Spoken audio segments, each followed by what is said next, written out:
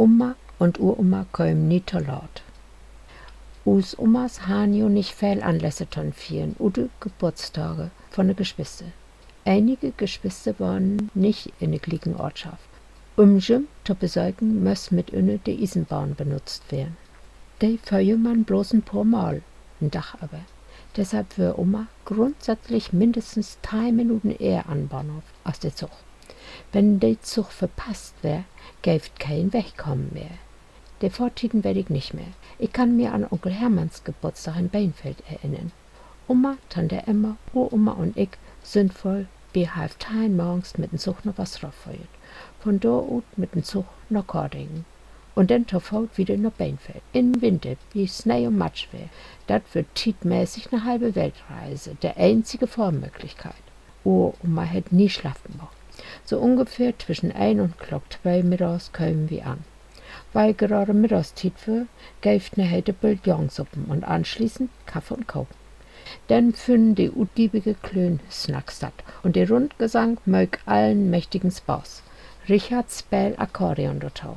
Alkoholische Getränke gäft nie. Anschließend ging no Hus, weil wille der einzige Zug nicht verpasst werden darf. Oma möchte jo mit inne noch des Wien fuhren, denn Mama können Omas Arbeit bloß übernehmen, wenn sie frei kriegt von ihrer Arbeit. Schließlich muss sie auch Tag für Tag, Sonntag wie Alltag, nach Arbeit und kriegt nicht frei, wenn aber eine Offiziersmesse wird. Was das für eine Veranstaltung wird, weiß ich nicht. Kaum oft wär. Und Mamas Arbeitszeit enden laut, also nach Mitternacht. Und Möd und kaputt kämen sie denn wie Wind und Wehr mit dem Vorrat nach Hus. Tante Mariechen und Tante Martha, Schwester von Oma, waren in Wasserau, mit dem Zug hin. Onkel Heini, Omas jüngste Braue, waren in Elferdingen. Das ging fort, denn ne Bahn fährte sowieso nicht hin.